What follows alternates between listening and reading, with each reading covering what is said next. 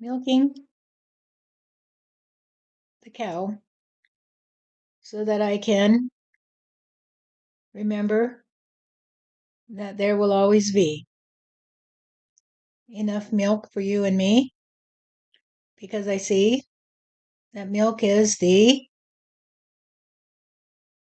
elasticity of God energy, because God comes to you in one way or another, but it always comes in a flow, you see. It is the flow of reality. And so the more you let go of your handholds on the bedpost and go with the flow, the more you will come to know the magical world of the future of humanity. Those people who have earned their seats in the train that will take them into the new nation under God are the ones who have been learning to live in peace and harmony with the earth and with each other, because they say, we don't want to play in the old way. We do not want to play in the old way. We don't want to live in a country that throws bombs at their neighbor or chooses to invade their peaceful gatherings and rape and murder the people of that nation, nor do we wish to have to fear that others will do that to us. We don't want to worry that we will be slaughtered in our beds while we sleep next to our husband or wife, and that our children will be burned alive. We do not wish to have to go sit in that pew and puke up the hogwash that they feed to you. We do not wish to be either or, you see. We don't want to be the victims and we don't want to be the victimizers, because we already understand that the only ones in the world today who play in the old way, who think they are the victims of the others, are the ones who become the victimizers. It is always the same. The ones who think they are the victims of the others will become the victimizers, you see, because they are the ones who trust on getting even, you see. And of course, that means that they will themselves become victimized again, and then they'll have to be the victimizers again, and then they'll become victimized again, and then they have to be the victimizers again. Round and round it goes, because the karmic wheel turns according to the momentum of the delusions of the people who trust on victims and victimizers. Those who have chosen to step off the karmic wheel say, I'm not a victim today. And that's all it takes. I'm not a victim today. Because if you're not a victim, you will not be a victimizer. You will be a reality. You will be the one who comes back to sanity. You will step off the karmic wheel and you will say, I'm okay today. I'm okay today, because I can say what a wonderful day. I can look around me and say what a wonderful day it is today. Once again, I could see that even the most well-meaning members of humanity have a hard time understanding this lesson. Once again, I saw a post on Facebook, because I follow the trajectory on Earth of my friend Stephanie. And the post did say, Earth is the most difficult school in the universe. And I thought to myself, what a delusion that is. That person is insane who says that. That person is insane. What they really mean is that their delusions keep them chained to the karmic wheel. It has nothing to do with the earth. It has to do with their delusions, you see. They can't escape their delusions. They can't escape the false reality that they have created for themselves and say, hey, I'm not a victim today. I'm not a victim today. And therefore, they won't be a victimizer. They'll step off the karmic wheel. They'll look around and say, what a beautiful planet it is today. Thank you, God, for the beautiful planet. Thank you for this wonderful day. And God will say, welcome to sanity, my children. Welcome to sanity. But those who, no matter how well-meaning they are, who continue to perpetrate the myth that the earth is a prison planet or the most difficult school in the universe, are the ones who are insane, you see. They're simply insane if they say that. And that's okay, because if you can listen to what I say today and you can say, well, it's true. I thought that. And I was insane, you see. But now I understand it's a simple matter of opening my eyes and looking around me and saying, what a wonderful world. What a wonderful world it is today, God. Thank you. I'm not a victim. You didn't put me here to punish me. You didn't put me here to send me to reform school. You sent me here to be happy. And instead, I read all the shit that people were feeding me, and I did not puke it up, you see. I did not puke it up and say, keep your own shit today, because I'm not going to eat your shit anymore. I did not say, this is not the most difficult schoolhouse in the universe. What kind of fool are you? Obviously, you've not had much experience roaming around the universe to think that this beautiful planet is here for you to have to be reformed, you see, into a different version of some other species. You have to become an alien who is a starseed or whatever you are from a different planet. It's because those other planets don't have so much difficulty in their school, you see. It's very easy there. You can easily pass the lessons and you learn so much easier in these other dimensions, you see. And so if you come to Earth, it means you're pretty stupid, because you have to be clunked over the head over and over and over again because you can't seem to learn. Or they will say, well, all the people on Earth except me are in the prison planet, you see. I'm from a different planet, and I'm here to help them see that they're the criminals and that they have to learn to be more like me.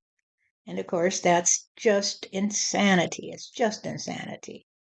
So I'm just here to say, clear it up today and stop pretending that you are sane. You are insane if you say things like that. And you think that you are going to help others to see through the illusion when you yourself are smitten by the idea that you're special and that you somehow are here to help other people grow because you're in the most difficult schoolhouse in the universe. And if it's that difficult and you can see it, that must mean that you're smarter than everybody else, right? Give it up. Give it up. Because you haven't a clue. Give it up and come back to God, you see. Come back to God, come back to reality, come back to sanity. This is the most beautiful planet that we ever did see.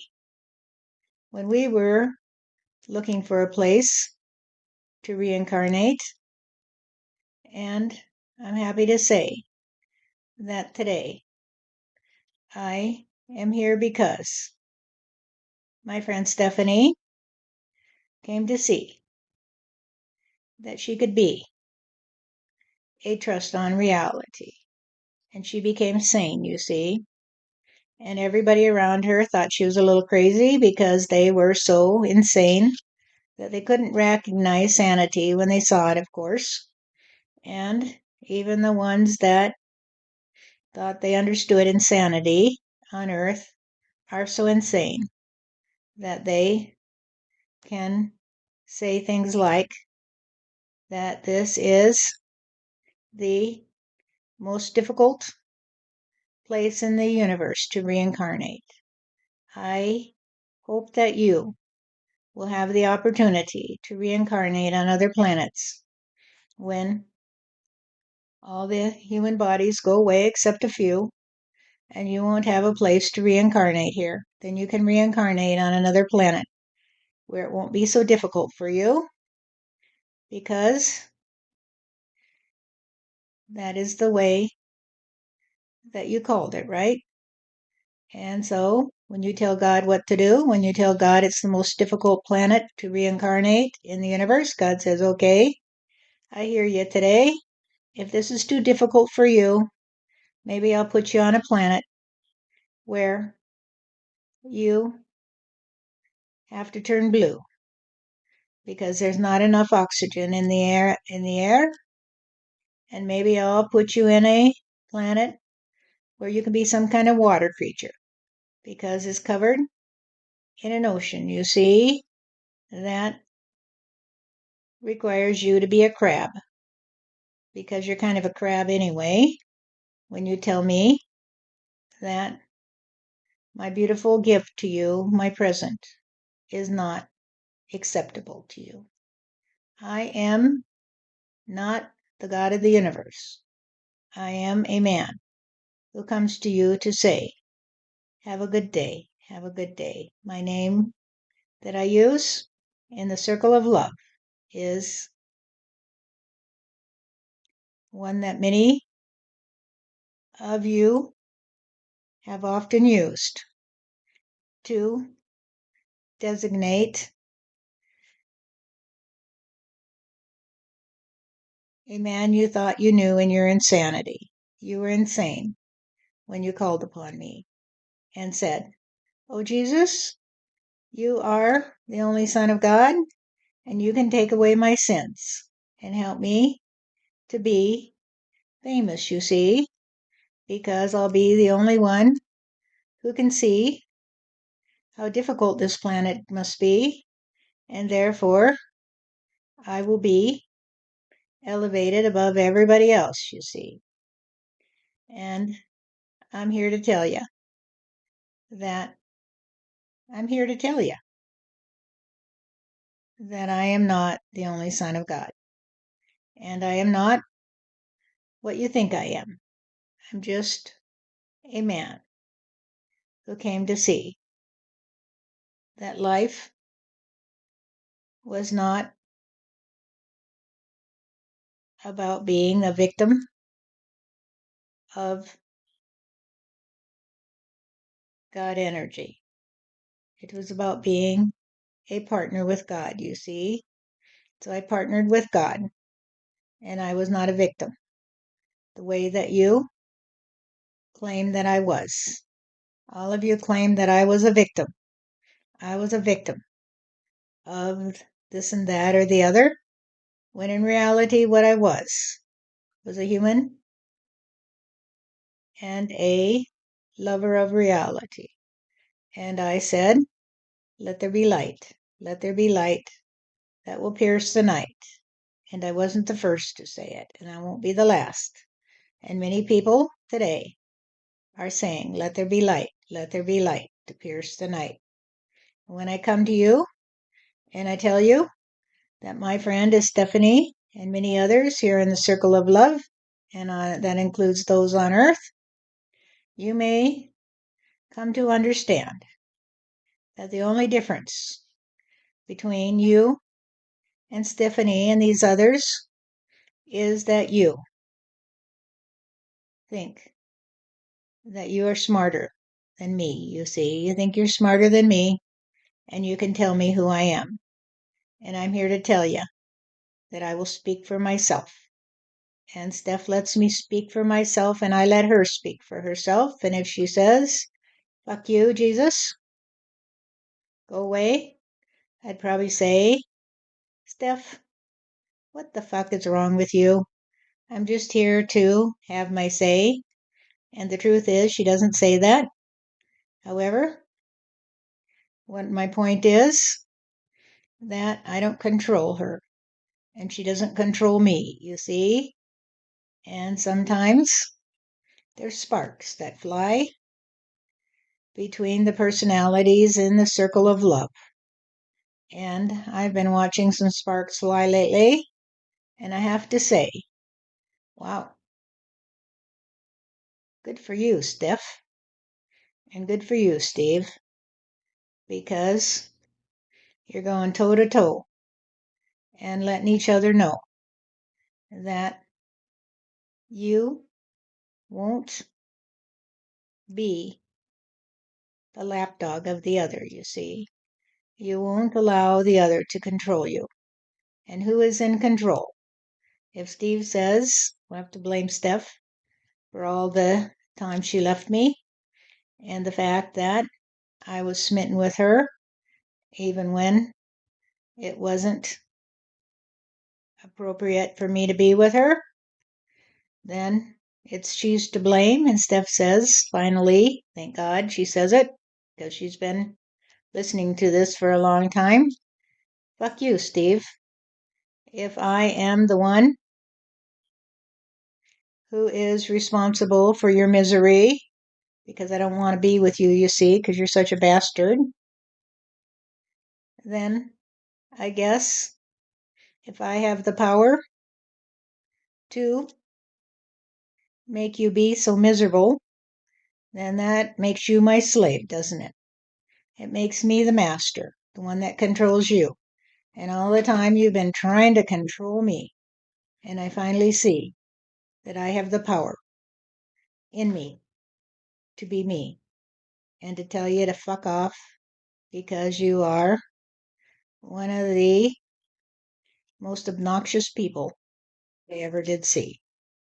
And that delighted me to hear her say that because I've been following this story for a while.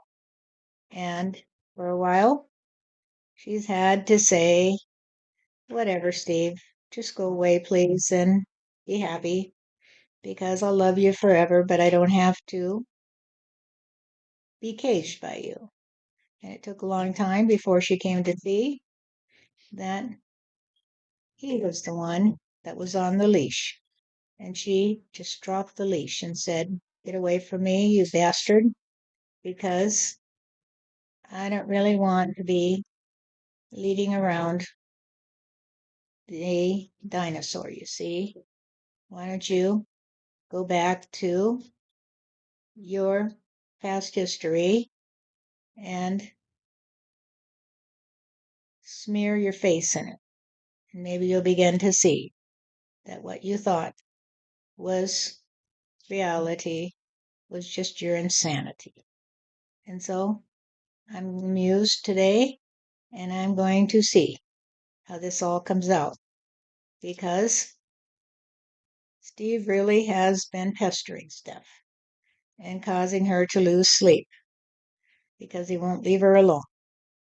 And so for her to stand up and say, hey, you bastard, You are one of the lowest vermin that crawls upon the face of the earth, is a delight. And of course, he returns all every insult he can to her, because that's the way Steve does play.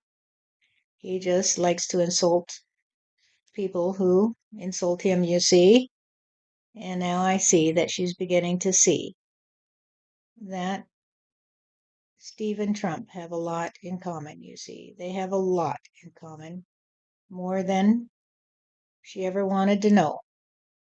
And that means that she is in control. She's in control of her own life story, you see. And they can't pin her down. They can't make her be the one that has to drag them around in order to get them to stop whining, you see, because it's going to be a lot of fireworks coming up. Just wait and see. Just wait and see. Really? Okay, Jesus. It's going to be interesting then, huh? Very much so. Very much so. Everybody, get your hands off the guardrails and hold on to your hats. And the cats in the hats are about to be released, you see. And you just try hurting all those cats, and you'll find that they're going to get the better of you.